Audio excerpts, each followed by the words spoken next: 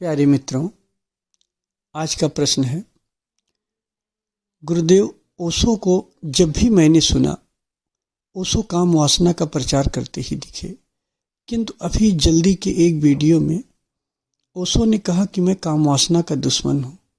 क्या इस विरोधाभास का उत्तर आप दे सकते हैं? जो व्यक्ति जिससे मुक्त करा दे वो उसका दुश्मन ही हो जाता है। अगर आप काम वासना से मुक्त हो गए, आप ब्रह्मचर्य को उपलब्ध हो गए, तो जाहिर सी बात है काम वासना के दुश्मन हो गए, ब्रह्मचर्य आपका लक्ष्य हो गया, ब्रह्मचर्य की आपकी प्राप्ति हो गई। दरअसल जो काम वासना है वो निम्न तल का प्रेम है, निम्न स्तर का, प्रथम तल का प्रेम है। और प्रथम तल का प्रेम बुरा नहीं होता है।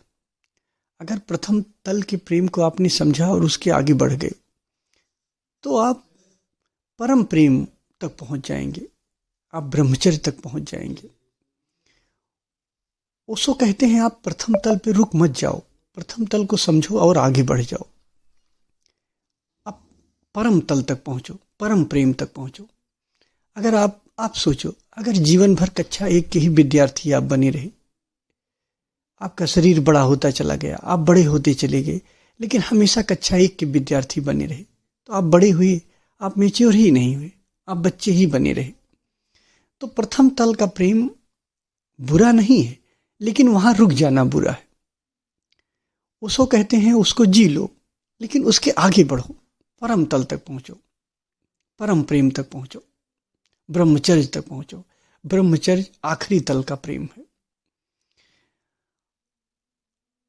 अगर प्रथम तल का दमन सिखाने लग जाए कि नहीं प्रथम तल से बचो, भागो, ध्यान रखना, आदमी जिससे भागता है उससे कभी छूट नहीं पाता। कभी भी आप किसी भी जीवन में किसी भी चीज को आप देख लो, आप भागोगे, जिससे भी भागते हो, आप जीवन भर क्रोध से भागते हो, घृणा से भागते हो, अपनी आदत से भागते हो कि ये आदत छूट जाए, छूट पाते हो? नहीं छोड़ पाते हो।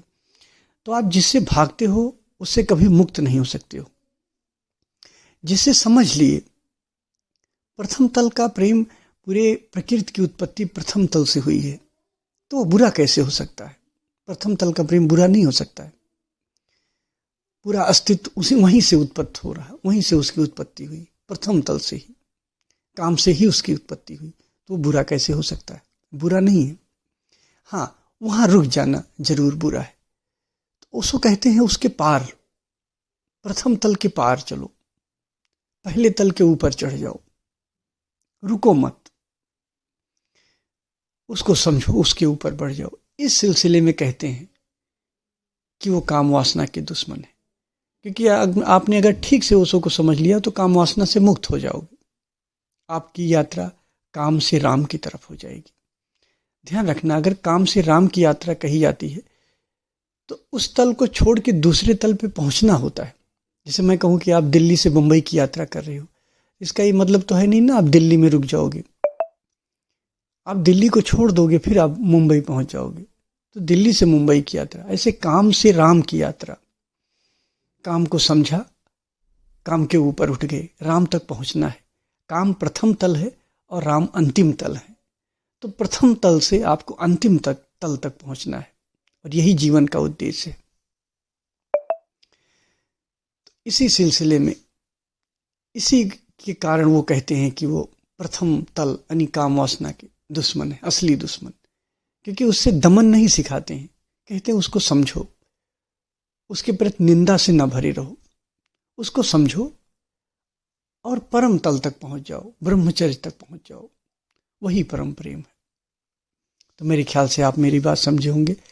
और अगर आप किसी बुद्ध को सुनते हैं, पढ़ते हैं, कोई बात उनकी समझ में नहीं आती तो आप प्रश्न पूछ सकते हैं।